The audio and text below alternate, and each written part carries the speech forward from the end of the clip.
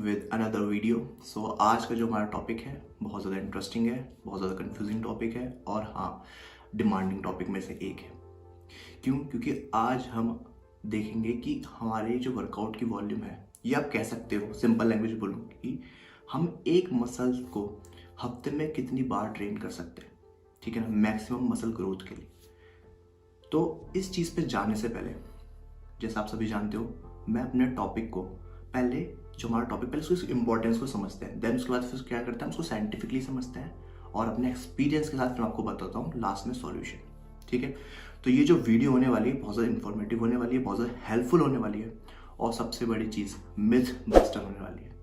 ठीक है, और एक चीज़ आपको बोलता हूँ, गारंटी देता हूँ, इस वीडियो के बाद आपको कभी कंफ्यूजन नहीं होगी इस टॉपिक में, और जो आपका ट्रेनिंग सेशन है, आपकी जो ग्रोथ है, आपका कह सकते हो जो गोल है, वो और ज़्यादा आसान हो जाएगा और ज़्यादा बेहतर हो जाएगा। तो इस चीज़ को शुरू करते हैं। तो सबसे पहले समझते हैं टॉपिक की इंपॉर्टेंस। देखो, ट्रेनिंग फ्रिक्वेंसी या बोल सकते हो, बेसिकली हम जो फ्रिक्वेंसी बोल रहे हैं, ट्रेनिंग फ्रिक्वेंसी, यहाँ पे कहने का मतलब ये है कि हम एक मसल को, ठीक है, हफ्ते में कितनी बार ट्रेन कर सकते हैं मैक्सिमम मसल ग्रोथ के लिए।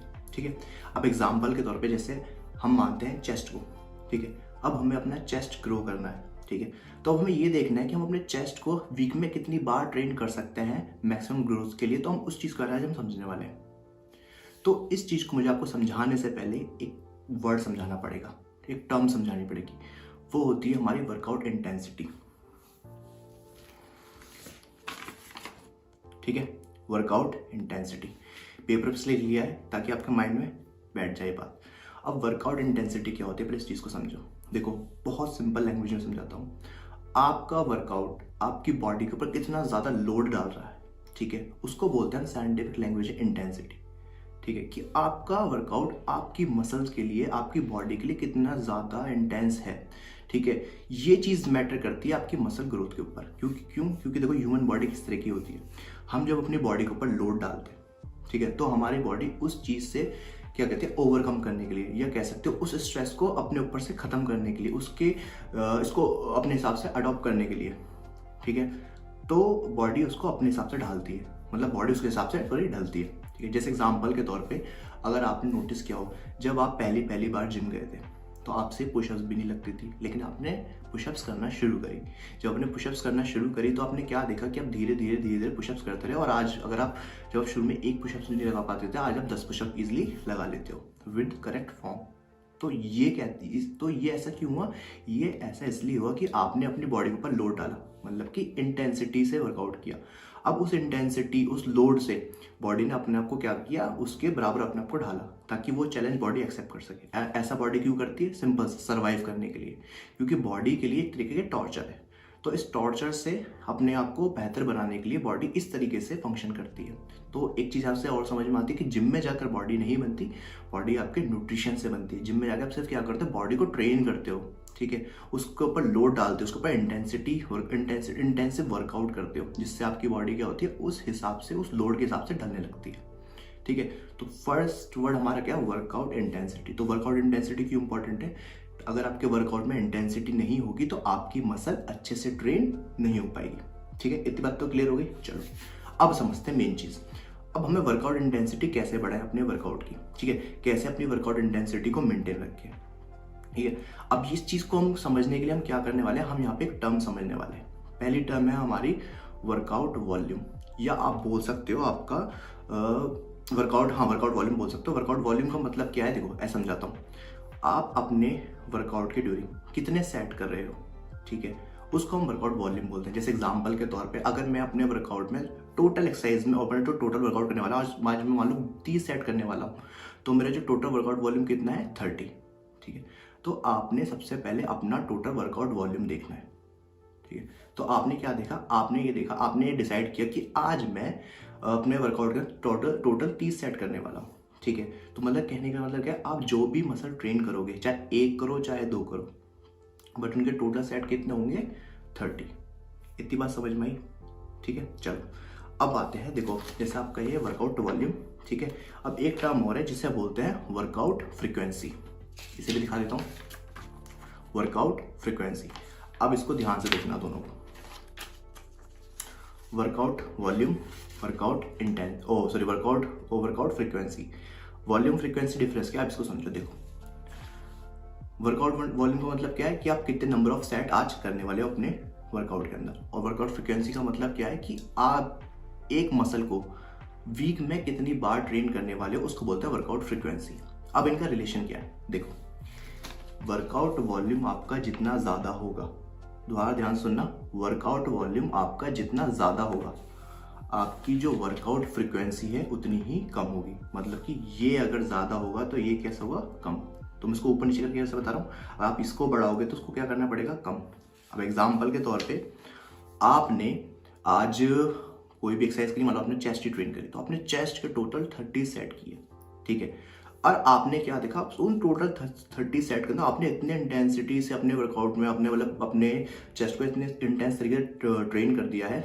अब आपको लास्ट के जो कुछ सेट बचे ना, मान लो एग्जाम्पल के तौर पे आपने 28 सेट कर चुके हो, ठीक है। अब लास्ट के जो 2 सेट बच रहे हैं कोई भी एक्सरसाइज के, ठीक है, यहाँ पर हर एक्सरसाइज के सेट कैलकुलेट करके बता रहे हैं। तो आपको क्या करा, आज आपने 30 सेट कर लिया, ठीक है। तो आपने क्या देखा, पहले आप इस एक्सरसाइज के 15 सेट करते, 20 सेट करते, पर आपने क्या करा, आपने 10 सेट बढ़ा दिए, ठीक है। तो आपने क्या करा, अपने वर्कआउट वॉल्यूम बढ़ा दिया। पहले कितने कर रहे थे, मान लो पहले आप 15 सेट करते थे, आज कितने करें, 30, क्योंकि आज आपने क्या करा, आज आपने खाली सिंगल चेस्ट को ट्रेन किया। हो सकता है पहले चेस्ट के साथ दूसरी मसल ट्रेन करते हो, ट्राइसेप ट्रेन करते हो, तो आपने आधे आधे कर लिए, बट आपने क्या करा, आज आपने खाली चेस्ट को ट्रेन किया। तो आपने क्या नोटिस किया कि आपका वर्कआउट वॉल्यूम बढ़ गया। तो इसका मतलब आपकी वर्कआउट फ्रीक्वेंसी कम होनी चाहिए, ज्यादा होनी चाहिए, आपकी वर्कआउट फ्रीक्वेंसी होनी चाहिए कम। ऐसा क्यों, क्योंकि जब आपने लोड पे अपने चेस्ट पे इतना सारा लोड डाल दिया है तो उस लोड से रिकवर करने में बॉडी को टाइम लगेगा, सिंपल सी बात है। तो इसी वजह से अगर आपका वर्कआउट वॉल्यूम ज़्यादा होगा तो आपकी वर्कआउट फ्रीक्वेंसी क्या होगी, कम होगी, ठीक है। इतनी बात समझ में आ गई। अब जब यहाँ पे क्वेश्चन आता है कि भाई चलो ठीक है, इतनी बात हमें समझ में आ गई, वर्कआउट वॉल्यूम ये, बट अब हम ये कैसे देखें कि एक मसल को हम वीक में कितनी बार ट्रेन कर सकते हैं, इस चीज़ को कैसे समझें। तो इस चीज़ को देखो ऐसे समझाता हूँ, अपने एक्सपीरियंस समझाता हूँ। सबसे पहली चीज़, इस बात को दिमाग में बिठा लो कि आपका जो वर्कआउट है, वेट ट्रेनिंग सेशन है, 1 घंटे से ज़्यादा नहीं होना चाहिए, ठीक है। ऐसा क्यों, इसके प्रीवियस वीडियो मैंने बनाई थी, उसमें जाकर देखना, आपको समझ में आ जाएगा, ठीक है। 1 घंटे से ज़्यादा नहीं होना चाहिए, उसके बारे में आराम से समझ जाओगे।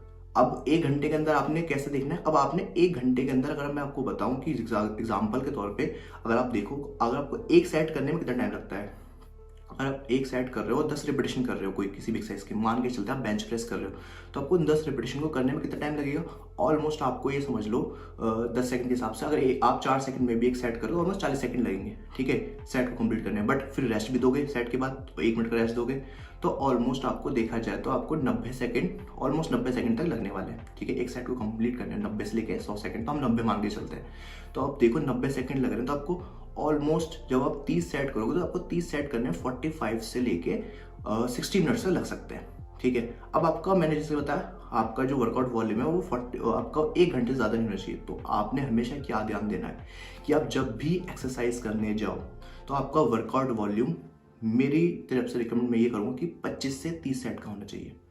आप 30 रख सकते हो, बस इससे ज़्यादा मत रखना, ठीक है, क्योंकि आपका वर्कआउट 1 घंटे से ऊपर चला जाएगा और वो नहीं जाना है, ठीक है। क्यों, बस इतना समझ लो कि आपकी बॉडी उस 1 घंटे के बाद कैटाबॉलिक स्टेट में जाने लगती है, ठीक है, आपका मसल जो है लॉस होने लग जाएगा। इसलिए अपना वर्कआउट वॉल्यूम 45 मिनट से लेके 60 मिनट्स के बीच में रखो।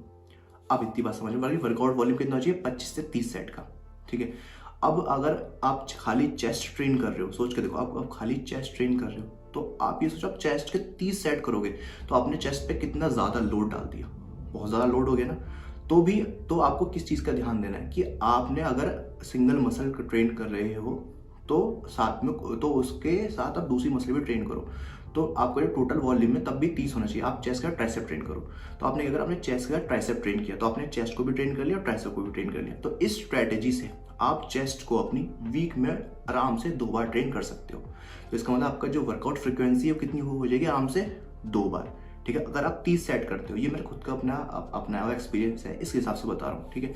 तो आपने क्या देखा भाई, 30 सेट अगर आप टोटल करते हो अपनी एक्सरसाइज के, तो आप उस मसल को वीक में 2 बार ट्रेन कर सकते हो। मतलब कहने का मतलब क्या है, अगर आपने मंडे को चेस्ट और ट्राइसेप ट्रेन करे हैं तो आप दोबारा मंडे छोड़ के थर्सडे और वेडनेसडे आप क्या कहते हैं, आप थर्सडे को कर सकते हो, सॉरी ट्यूसडे वेडनेसडे छोड़कर आप थर्सडे दोबारा ट्रेन कर सकते हो अपना चेस्ट और ट्राइसेप। तो यहाँ पर आपकी वर्कआउट फ्रिक्वेंसी कितनी होगी, 2 बार, और वर्कआउट वॉल्यूम कितना है, 30 सेट्स का।